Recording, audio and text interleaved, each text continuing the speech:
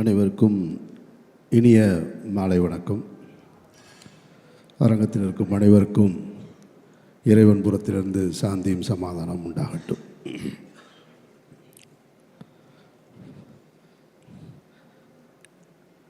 எல்லாரும் ரொம்ப பிரமாதமாக ரொம்ப நெகிழ்ச்சியாக பேசிட்டு போயிருக்காங்க. எனக்கு சொல்கிறதுக்கு என்ன இருக்குன்னு யோசிச்சுட்ருக்கேன்.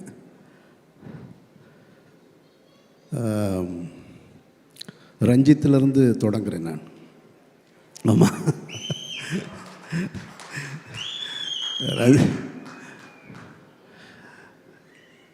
ரஞ்சித்துக்கும் எனக்குமான உறவு அல்லது கருத்து மோதல், விரிசல், விவாதம் எல்லாமே மேடையில் அப்படி தான் தொடங்கினது. ஆனால் ரஞ்சித் மாரி ரெண்டு பேருமே சினிமாவுக்கு வந்ததுக்கு பின்னாடி அவங்க ரெண்டு பேரோட எனக்கு அதிக பழக்கம் இல்லை. ஒரு சில இடங்களில் பார்த்தது மட்டும்தான் இருக்குது. ஆனால் அவங்க ரெண்டு பேருடைய சினிமாவுடைய வரவை ஆராதித்து கொண்டாடினதில் நான் ஒருத்தன். அவங்க ரெண்டு பேருடைய வெற்றி அது என்னுடைய வெற்றியாக நான் பார்த்தேன். பல இடங்களில் அவங்க ரெண்டு பேருக்காக நான் விவாதம் செஞ்சுருக்கேன், சண்டை போட்டிருக்கேன். அப்படி இருக்கும்போது ரஞ்சித் ஒரு முறை என்னை அவர் படத்தில் நடிக்கிறதுக்காக கேட்டிருந்தார். அவருடைய ப்ரொடக்ஷனில் ரொம்ப முக்கியமான படம். என்னுடைய அலுவலகத்துக்கு அண்ணா நீங்கள் நடிக்கணும் அப்படின்னாரு. சரி, ஓகே, என்னோடய அசிஸ்டன்ட் தான் கதை சொல்லுவான் அப்படின்னு. சரி, கதை கேட்டேன். எப்படி இருக்குன்னாரு. என்னோடய ஒப்பீனியனை சொல்லிட்டேன் நான். ஆனால் அந்த படத்தில் நடிக்கலை நான். ஆக்சுவலாக தண்டகாரண்யம் அது மிஸ் ஆயிடுச்சு. அது அவங்க பேசிட்டு போன டைமுக்கும் அந்த படம் தொடங்கினதுக்கான காலகட்டம் கொஞ்சம் தள்ளி இருந்ததுனால நான் அதுக்குள்ளே என்னுடைய இறைவன் பெரியவன் ஷூட்டிங் கிளம்பிட்டதுனால பண்ண முடியலை. ஆனால் அதே ரஞ்சித்துடைய ப்ரொடக்ஷனில் மாரி செல்வராஜ் நடிக்கணும்னு என்கிட்ட கேட்குறாரு. மாரியே நான் முதல்ல பார்த்தது ஈழப்பிரச்சனையில் நானும் அண்ணன் சீமானும் கைதாகும்போது அப்போ ராமுடைய அசிஸ்டண்ட்டாக வருவார். அப்படி பார்த்த மாரி செல்வராஜ். அந்த மாரி செல்வராஜ் அதுக்கு பின்னாடி பரியேறும் பெருமாளில் பார்க்குறேன். பரியேறும் பெருமாளுடைய அந்த முதல் படத்திலேயே தன்னை யார் அப்படின்றத ரொம்ப அழுத்தம் திருத்தமாக சொன்ன ஒரு இயக்குனர். அவருக்காக ஒரு சின்ன விழா கூட எடுத்தோம். நான், இயக்குனர் பாரதி ராஜா சார், வெற்றிமாறன் எல்லாருமே சேர்ந்து. அந்த மாதிரி செல்வராஜ் இப்போ என்னை நடிக்கணும்னு கேட்குறாரு. ரஞ்சித் அண்ணன் தான் ப்ரொடியூசரு, நீங்கள் நடிக்கிறீங்களான்னு. நான் டைரக்டராக இருந்து நடிக்க வந்தாலும் எனக்கு விருப்பமான அல்லது என் மனதுக்கு நெருக்கமான ஏதாவது இருந்தால் தான் நடிக்கிறது. நடித்தே ஆகணும் அப்படின்ற எந்த கட்டாயத்திலையும் நான் இல்லை. அதனால் மாரி கேட்கும்போது எனக்கு அந்த நம்பிக்கை இருந்தது. ஏன்னா மாரி போன்ற ஒரு இயக்குனர்கள் தமிழ் சினிமாவுக்கு அவசியம்னு அடிக்கடி நான் சொல்லிக்கிட்டே இருக்கேன். நான் இருந்துக்கிட்டே இருக்கோம். மாரியும் சரி, ரஞ்சித்தும் சரி, 1000 எதிர்ப்புகள் வந்தாலும் உங்கள் படைப்புகளை நீங்கள் தொடர்ந்து செஞ்சுக்கிட்டே இருக்கணும். அதுக்கு என்னை போன்றவர்கள் உறுதுணையாக இருப்போம், பக்கத்திலே இருப்போம். அது எவன் வந்தாலும் பார்க்கலாம். சண்டை செய்கிறோம், அதில் ஒன்றும் மாற்று கருத்தே கிடையாது. இப்போ மாறி கேட்டு கதை சொன்னார். கதை சொன்ன உடனே அவர் ஒரு கதை சொன்னார். சொல்லிவிட்டு இது நீங்கள் பண்ணால் நல்லாயிருக்கும் சார்னார். சரியாக வருமா மாறின்னு? சரியாக வரும் சார், பண்ணுங்கள் சார்னார். சரி, ஓகே, பண்ணலாம் மாதிரி அப்படின்ட்டு. அப்புறம் போயிட்டு திருப்பி ஒரு 2-3 வாரம் கழித்து வந்தார். 2-3 வாரம் கழித்து வந்துட்டு, சார் நான் சொன்னேன், ரஞ்சித் அண்ணன்ட்ட பேசினேன், அப்புறம் பார்த்தேன், அது எப்படி இருந்தால் நல்லா இருக்குமாடா, இன்னும் கொஞ்சம் அதை மாற்றுடான்னு சொன்னார் அப்படின்னு. திருப்பி வந்தார். திருப்பி எதையோ மாற்றிருக்கேன் அப்படின்னு சொன்னார். நானும் அப்போ அப்படியா சரின்னு கேட்டுக்கிட்டேன். அவர் முதல்ல என்ன சொன்னாருன்றது என் மைண்டில் இல்லை, ரெண்டாவது என்ன சொன்னாருன்றது என் மைண்டில் இல்லை. நான் நடிக்கணும்னு முடிவு எடுத்துட்டேன். இப்போ வெற்றிமாறன் கேட்ட உடனே எப்படி நடிக்கணும்னு ஒத்துக்கிட்டேனோ அதுபோல் மாறி கேட்ட உடனே நடிக்கணும்னு நான் ஒத்துக்கிட்டேன். அவ்வளோதான். அது என் மைண்டில் ஏறிடுச்சு. அவர் என்ன சொல்கிறாரு சொல்லலைன்றதெல்லாம் அப்புறமா அந்த படப்பிடிப்பு தொடங்கும்போது சில பிரச்சனைகளில் அப்போ நான் இல்லை. அப்புறம் படப்பிடிப்பு ஸ்டார்ட் ஆயிடுச்சு. திரும்ப ரொம்ப நாள் கழிச்சு ஒரு தடவை ஃபோன் பண்ணுறாரு. சார் என்ன சார் போகலாமா சார் அப்படின்னாரு. என்ன மாதிரி விளாட்றீங்களா நீங்கன்னு? நீங்கள் எப்போ ஜனவரி பிப்ரவரியில் கேட்டீங்க, இப்போ திடீர்னு வந்துடுங்க, நீங்கள் ஷூட்டிங் போயிட்டீங்கன்னு கேள்விப்பட்டேன். சார் இல்லை சார், அது அப்படியே தான் இருக்குது, நீங்கள் தான் வரணும், நீங்கள் தான் நடிக்கணும் அப்படின்னாரு. சரி மாதிரி வர்றேன் மாதிரி அப்படின்னு. அப்படி தான் மாதிரி கூட இந்த படத்தில் நான் ஜாயின்ட் ஆகிட்டேன். இப்போ அவர் ஒரு டைரக்டரு, அந்த படத்தோட கதை பிகினிங்லேருந்து எண்டு வரைக்கும் அவருக்கு தெரியும், சேஞ்சஸ் தெரியும், எல்லாருக்குமே அப்படி தான். அப்போ என் படத்தை கேட்டிங்கன்னா எனக்கு தெரியும். நான் அவர் சொன்ன எந்த கதையும் எனக்கு ஞாபகம் இல்லை. அந்த கேரக்டர் மற்ற விஷயங்கள் மட்டும்தான் ஞாபகம் இருக்குது. ஸ்பாட்டில் என்ன பண்ணுவாப்புலன்னா மாதிரி நான் அந்த கதையை முழுசாக ஞாபகம் வச்சுருக்கிற மாதிரியே நினச்சி சொல்லுவாப்புல. சார் அந்த இருக்குல்ல சார், அந்த சீன் அது இருக்குல்ல, அதுக்கடுத்து இதுவும் பாப்புல. நானும் தெரிஞ்ச மாதிரி சரி சரி சொல்லுங்கள் எதுவுமே எனக்கு ஞாபகம் இல்லை. மாறி என்ன சொன்னாரோ அதை செஞ்சுருக்கேன் நான், அவ்வளவுதான். இந்த படத்தில் எப்படி வட சென்னையில் அந்த ராஜன் கேரக்டருக்கான வெற்றிமாறனை சேருமோ, இந்த பாண்டியராஜனுக்கு ஏதாவது ஒன்று வந்ததுன்னா அது மாரி செல்வராஜுக்கு தான் போயிடுச்சு. அது எனக்கு அதுக்கு எந்த தொடர்பும் இல்லை. மாரியும் ரஞ்சித்தும் என் மேலே வச்சிருக்கிற அன்புக்கு நான் நன்றி ரொம்ப. ஏன்னா மாரி நான் எப்போ எமோஷனலாக ஆகிற ஆள் கிடையாது, ரொம்ப ஸ்ட்ராங்கான ஒரு ஆள். மாரி அதை சொல்லும்போது அவர் எதிர்பார்த்ததை விட கூடுதலாக அந்த கேரக்டர் பண்ணியிருக்கேன், நான் பண்ணியிருக்கேன்னாரு. அது அவர் தான் அதை வாங்கியிருக்காரு. அதனால் மாரிக்கு தான் அந்த கிரெடிட் போய் சேரணும். அதுக்கப்புறம் துரு, உங்களுக்கெல்லாம் இந்த துருவை எப்போ தெரியும்னு தெரியலை. நான் பார்த்தது இந்த உலகம்னு 99 பார்த்தேன் நான் வீட்டில். சினிமா எவ்வளோ விசித்திரமானது அப்படின்றத இந்த ஸ்டேஜை வச்சு என் மைண்டுக்குள்ளே ஓட்டி பார்க்குறேன் நான். அவங்க அப்பாவும் நானும் ரொம்ப நெருங்கிய நண்பர்கள், அது யாருக்குமே தெரியாது. சினிமாவில் எங்கேயுமே அதை பற்றி நாங்கள் பேசிக்கிட்டதுமே கிடையாது. அவருடைய உழைப்பு என்னன்னு பக்கத்தில் இருந்து பார்த்தவன் நான். சேது படத்தில் டே 1லேருந்து பூஜையிலேருந்து ரிலீஸ் வரைக்கும் பார்த்தவன் நான். சேது வெற்றிக்கு அப்புறமும் பக்கத்தில் இருந்து பார்த்தவன் நான். அப்போல்லாம் துருவை போய் பாருங்க, 2 வயசு இருக்குமா துரு அப்போது 99ல், 2 வயசுலனா 3 வயசு, பெசன் நகர் வீட்டில் எதையாவது கேட்டால் அடம் பிடிச்சிக்கிட்டே இருப்பாப்புல. நான் தான் தூக்கிட்டு போவேன் கடைக்கு வாயான்னு. அவங்க ரொம்ப ஸ்ட்ரிக்டான அம்மா, அப்பா வந்து ரொம்ப செல்லம் அவருக்கு. அதுக்கப்புறம் துருவை எப்போ பார்த்தேன் அப்படின்னா ஒரு 10 இயர்ஸ் இருக்குன்னு நினைக்கிறேன் நான். அவங்க அப்பா விக்ரம் சார், அவங்க அம்மா, அக்கா எல்லாம் சேர்ந்து சாப்பிட போகணும், டின்னர் போகணுன்னு சொல்லிவிட்டு நானும் என் ஒய்ஃபு என் குழந்தைங்க எல்லோரும் சொல்லி போனோம். இப்போ என் பொண்ணு கேட்குது, அங்கேயும் வந்து அதே மாதிரி தான் பண்ணிக்கிட்டு இருந்தாப்புல. டேபிள்லேருந்து அங்கேருந்து அங்கே இருக்கிற ஃபுட்டை எடுத்தாப்புல, இங்கேருந்து அங்கிட்ட அது வேணுன்ற அடுத்த பிளேட்டில் என்ன இருக்கோ அதை தான் கேட்டுட்டு இருந்தேன். அப்படி தான் துரு பார்த்தேன் நான். அதுக்கு பின்னாடி யூஎஸ் போயிட்டார், படிச்சுட்டு வர்றாரு. இப்போ பார்த்தா பைசனில் ஒரு நாள் பார்க்குறேன் நான். எனக்கு சேதில் விக்ரம் எப்படி பார்த்தனோ அப்படியே இருந்து. விக்ரம் சார்கிட்ட ஒரு வெறி இருக்கும். அவர் வந்து நான் சொல்கிறத கொச்சையாக எடுத்துக்க வேணாம், நான் என் மனசில் ஃபீல் பண்ணதை சொன்னேன் நான்.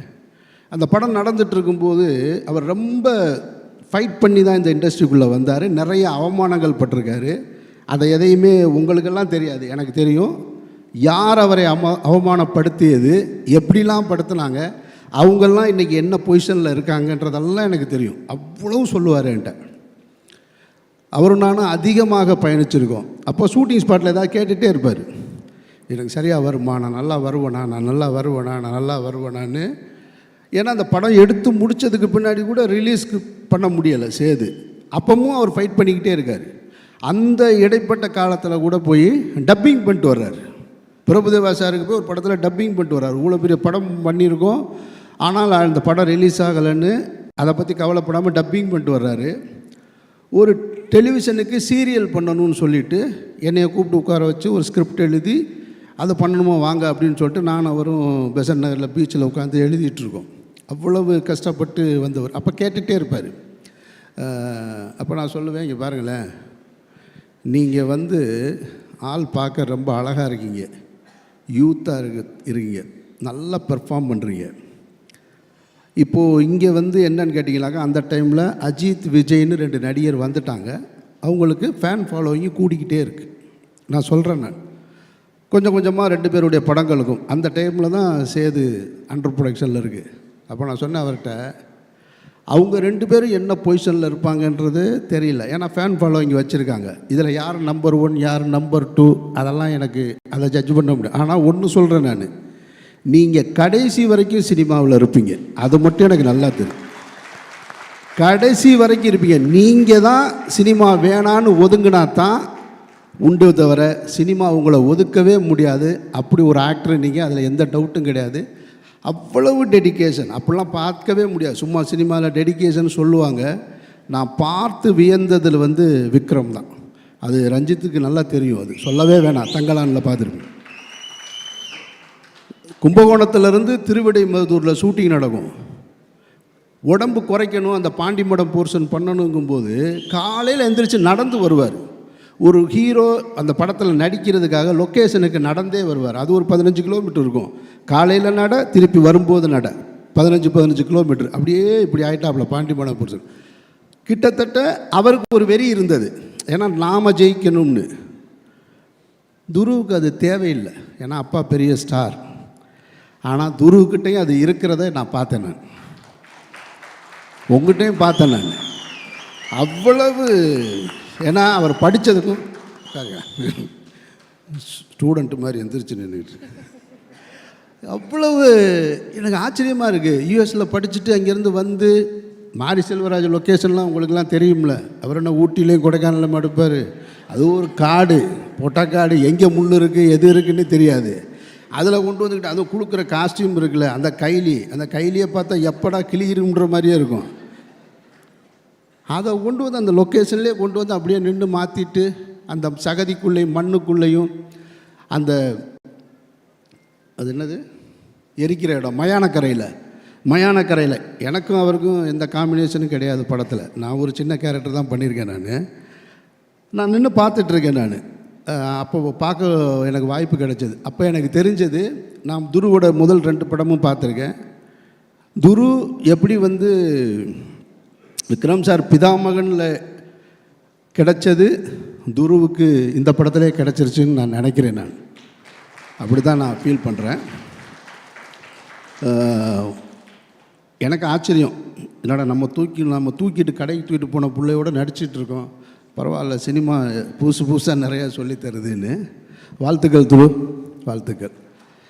அப்புறம் இந்த படத்தில் வந்து எனக்கு சொன்னாங்க நிறைய பேர் கோஸ்டார் என்னென்னா, அவங்க எனக்கு அப்படிலாம் கோஸ்டார்னு இந்த படத்தில் யாருமே கிடையாது. எங்குழுந்து அவங்க ரெஜிசா சொல்லும்போது சொன்னாங்க, எனக்கு அருமையான நண்பர் கிடச்சிட்டாங்க அனுபமா கூட தான் ஒரே ஒரு சீன் இருக்குது. எனக்கு ஒரு சீன், அவங்களோட அந்த பொண்ணு அவங்க வந்து அவங்களோட மலையாள படம்லாம் பார்த்துருக்கேன் நான். இப்போ கூட ஒரு படம் ட்ரெய்லர் வந்திருக்கு, செம்மையாக ரொம்ப அழகாக ஸ்டைலிஷாக. ஆனால் இந்த படத்தில் பார்த்தீங்கன்னா, உட்காருங்க ப்ளீஸ், இந்த படத்தில் பார்த்தீங்கன்னா வேறு ஒரு டைமென்ஷன். அதில் என்னென்னா, அப்படின்னா நம்மளை ஒரு மாதிரி அரட்டிடுச்சு. அப்படி பண்ணிகிட்டு இருக்கும்போதே டக்குன்னு அப்படி கண்ணிலேருந்து கண்ணீர் வருது. என்னடா இந்த பொண்ணு கிளிசரின் போட்டு அழுகுதா, கிளிசரின் போடாமல் அழுகுதான்னா பிரமாதப்படுத்திடுச்சு. நான் ஒரு டைலாக் பேசணும், என் டைலாக் முடிஞ்சதுக்கப்புறம் அவங்க இது பண்ணணும். டைலாக்கே இல்லை, அந்த பர்ஃபார்மன்ஸ்லேயே ரியாக்ஷன், அதுக்கான பதிலை சொல்லி முடிச்சிட்டாங்க. ரொம்ப நான் ரசித்தேன், உண்மையிலே அன்றைக்கி நான் ரசித்து பார்த்தேன். வாழ்த்துக்கள். அதெல்லாம் அவ்வளவு இது. ஆனால் இவங்களெல்லாம் ஷூட்டிங் ஸ்பாட்டில் பார்க்குற வாய்ப்பு மட்டும் எனக்கு கிடைச்சது, காம்பினேஷன் கிடையாது. ஷூட்டிங் ஸ்பாட்டில் பார்த்தேன், ரெஜிசா பார்த்தேன், பசுபதி சார் பார்த்தேன். பசுபதி சாருக்கும் எனக்கும் ஒரு உறவு இருக்குது, அது அவருக்கும் தெரியாது, நானும் சொன்னதில்லை. அது என்ன உறவுன்னா, பருத்தி வீரன் படத்தை நான் பொதுவாக என்னுடைய திரைப்படங்களுக்கான கதையை எழுதும்போது இதில் யார் நடிக்கிறா அப்படின்லாம் எழுதுகிற பழக்கம் இல்லை. அது ஒரு கேரக்டர் அப்படி தான். ஆனால் சித்தப்பு கேரக்டரை எழுதும் பொழுது சித்தப்புவை மட்டும், ஹீரோ யாருன்னு நான் முடிவு பண்ணல, சித்தப்பு கேரக்டரை எழுதும்போது மட்டும் இது பசுபதின்னு சொல்லிக்கிட்டே இருந்தேன் மைண்டில். அப்படி எழுதின கேரக்டர் தான் சித்தப்பு கேரக்டரு. அந்த டைமில் அவரை என்னால் ரீச் பண்ண முடியலை. அப்புறம் தான் அதை வந்து சரவணன் சார் வச்சு நான் எடுத்தேன். நான் லால் சாருடைய படங்களுக்கு நான் ரசிகன். நான் உங்கள் ரசிகன் சார், உங்களுக்கு தெரியாது அது. உங்களுடைய திரைப்படங்களுக்கு ரசிகன், உங்களுடைய நடிப்புக்கு ரசிகன் நான். உங்களுக்கும் எனக்கும் காம்பினேஷன் சீன் இல்லை, அதனால் உங்களையும் எனக்கு பார்க்குறதுக்கான வாய்ப்பு கிடைக்கல. ஆமாம், எனக்கு என்னென்னா இப்போ என்னோடய கோ ஆர்டிஸ்ட்லாம் யாரும் தெரியுங்களா? அவங்கெல்லாம் மேடையில் கூப்பிடல, பூரா அந்த 5 கொலை பண்ணவங்க, 4 கொலை பண்ணவங்க, இவங்க தான் என் கோ ஆர்டிஸ்ட்டு. இவங்களோடையே தான் நான் அந்த படத்தில் அதிகமாக இருந்திருக்கேன். அப்புறம் மற்றபடி இந்த கம்பெனியை பற்றி சொல்லணும். அப்ளாஸ், நானும் ப்ரொடியூசராக இருந்திருக்கேன், டைரக்டராக இருந்திருக்கேன், நானும் வேறு படங்களை நடிச்சிருக்கேன் வேறு கம்பெனியில். ஒரு கம்பெனி எப்படி இருக்கணும் அப்படின்றதுக்கு நான் பார்த்த பெஸ்ட்டு எக்ஸாம்பிள் அப்ளாஸ் அப்படின்னு நினைக்கிறேன். அந்த டீமோட ஒர்க்கு, அவங்க ஆர்டிஸ்ட்டை அப்ரோச் பண்ணுறது, அவங்க ஒவ்வொரு ஷெட்யூல் போடுறது, ஒரு ப்ரோக்ராமை எப்படி நடத்தணுன்றது, உண்மையிலே வந்து தமிழ் சினிமாவில் இப்படி ஒரு கம்பெனி எனக்கு தெரிஞ்சு நான் பார்க்கல. நிறைய இருக்கலாம், எனக்கு தெரியலை. எனக்கு தெரிஞ்ச அப்ளாஸ் இருக்குது. வாழ்த்துக்கள் உங்களுக்கு. இதே மாதிரி நீங்கள் தொடர்ச்சியாக இருங்க. அப்புறம் மாரி வந்து மாரியுடைய படங்கள், அவருடைய பேச்சு, அவருடைய சினிமா எல்லாம் எல்லாருக்குமே தெரியும், நான் சொல்ல வேண்டியதில்லை. ரொம்ப சீரியஸாகவே இருக்கும். ஆனால் எனக்கு ஒரு ஆச்சரியம், மாரிக்குள்ளே வந்து ஒரு ஹீரோ, ஒரு ஒரு ஒரு ரொமான்ஸ் இருக்கான்னு ரெஜிஸா சொல்லும்போது தான் எனக்கு தெரியுது. அவங்க தண்ணிக்குள்ளே விழுந்தாங்கன்ன உடனே கூலிங் கிளாஸோட கூச்சிருக்காரு அப்படின்னு. ஏன்னா அவங்களுக்கு நீச்சல் தெரியாது, எனக்கும் தெரியாது. இப்போ ஒருவேளை எனக்கு அந்த சீன் இருந்துச்சுன்னு வச்சுங்க, நான் விழுந்துருந்தேன்னு வச்சுங்க, டே அசிஸ்டண்ட்டை கூப்பிட்டு அப்படியே அவன் என்ன ஆச்சுன்னு பாடுறான், ரொம்ப நேரம் ஆச்சு உள்ளே போய். ஆனால் உண்மையிலே இது வரைக்கும் தமிழ் சினிமாவில் எம்ஜிஆர் கூட செய்யாதது கூலிங் கிளாஸோட குதிச்சது நீ ஒரு ஆள். அவர் கூட போகும்போது எல்லா படத்துலையும் பார்த்துருக்கோம், கண்ணாடியை கலட்டிட்டு தான் குதிப்பாங்க. நீங்கள் ஒரு படி மேலே போயிட்டீங்க. ஆமாம், ஷூவோட வாட்செலாம் கலட்டி கொடுப்பாங்க சண்டை போடும்போது, நீங்கள் அதுக்கு மேலேயும் போயிட்டீங்க. அதுதான் சொன்னாங்க, சரி பெஸ்ட்டு ஃப்ரெண்டுன்னு. வாழ்த்துக்கள் 2 பேருக்கும். அப்புறம் இந்த தம்பி கேமராமேன் எழிலரசன் தானே, அருமையான ஒர்க்கா, பிரமாதப்படுத்திட்டு. நான் ஸ்பாட்டில் பார்த்து ரொம்ப அட்மையர் ஆனேன். ரொம்ப ரொம்ப பிடிச்சது எனக்கு உங்களுடைய ஒர்க்கு. அப்புறம் இந்த நிவாஸ் மியூசிக் டைரக்டர் எங்கே இருக்காப்புல நிவாஸ், எனக்கு ஒரு நிமிஷம் வந்து துருவுக்கு போட்டியாக நீ வந்துடுவியோன்ற அந்த அச்சம் இருந்து. என்ன டான்ஸே அது, என்ன பர்ஃபார்மன்ஸு ஸ்டேஜில். மாறி இப்படி பார்க்குறாப்புல, அடுத்த படம் இவனே போட்டுருவோமா நம்ம ஹீரோவா அப்படின்னு எனக்கே தோணுச்சு. ஏன்னா இப்படி ஒரு எனர்ஜி எங்கேருந்து வரும்? அத்தனை பாட்டை எப்படி மனப்பாடம் பண்ணி அதை பாட முடியும்? அது அந்த மூடோட, அதில் டான்ஸ் வேறு இடையில ஒரு இடத்துல மைக்கேல் ஜாக்சன் ஸ்டெப்பெல்லாம் போகிறாப்புல, அப்படி ஜம்ப் பண்ணி போகிறாப்புல. இவ்வளவு எனர்ஜிலாம் யாருக்கிட்டையுமே இருக்க வாய்ப்பில்லை. நான் எழுதி தர்றேன், நீ கண்டிப்பாக ஹீரோவாக போகிறீங்க, அதில் எந்த மாற்று கருத்தும் கிடையாது. அதனால் இந்த பைசன் வந்து படம் பார்க்கக்கூடிய வாய்ப்பும் எனக்கு கிடைச்சது. மாரியுடைய மற்ற படங்களை விட இங்கே ஏற்கனவே அவங்க சொன்னது மாதிரி இந்த படம் வந்து ரொம்ப இன்னொரு டைமென்ஷனாகவும் இருக்குது. கிராமங்கள்லேயே அந்த கேமராவை வச்சு அந்த கிராமத்து மனிதர்களை வச்சு எடுத்துக்கிட்டு இருந்த மாதிரி ஒரு ஸ்டெப்பு மேலே போய் இன்னொரு டைமென்ஷன் இருக்குது. அந்த ஸ்போர்ட்ஸு சம்மந்தமான படமாக இருக்கிறதுனால நான் பார்த்தேன். ஏன்னா அந்த இடத்துல கொஞ்சம் தடுமாற்றம் இருக்கும் எல்லாருக்கும். அதை உடைக்கிறது இருக்குல்ல, அந்த உடைக்கிறத சரியாக உடைச்சிருக்காரு. பாரதி ராஜா சாருக்கு இந்த பிரச்சனை இருந்ததுன்னு சொல்லுவாங்க. அவருடைய முதல் 3 படங்கள் கிராமத்து படங்களாக இருந்தது. வெற்றி படங்கள், தொடர் வெற்றி படங்கள், 16 வயதிலே கிழக்கே முறையில் புதிய வார்ப்புகள்லாம் வெற்றி ஆன உடனே இந்த ஆளுக்கு கிராமத்து படம் தான் எடுக்க தெரியும், வேறு எதுவும் எடுக்க தெரியாதவனே வச்சார். ஒரு ஆப்பு சிகப்பு ரோஜாக்கள்னு ஒரு படம், எல்லாத்தையும் தாண்டி ஒரு ஹிட்டு. அது மாதிரி இன்னொரு இடத்துக்கு மாறி நகண்டிருக்காப்புல. மாறி அந்த விஷுவல்ஸும் நான் பார்த்தேன். வாழ்த்துக்கள் மாறி, வாழ்த்துக்கள். மற்ற யாரையும் விட்டுட்டேன்னா, யார் அனீஸ், அந்த தம்பி போயிட்டான். அவனை எனக்கு அடையாளம் தெரியல, யாகியா பாயுடைய பேரன். அவன் சொன்ன மாதிரி சின்ன பையனாக தான் நான் பார்த்துருக்கேன் நான். வாழ்த்துக்கள். மாறி உங்களுடைய திரைப்பயணத்தில் பைசன் இன்னும் ஒரு மகுடமாக இருக்க என்னுடைய நெஞ்சார்ந்த வாழ்த்துக்கள். நன்றி.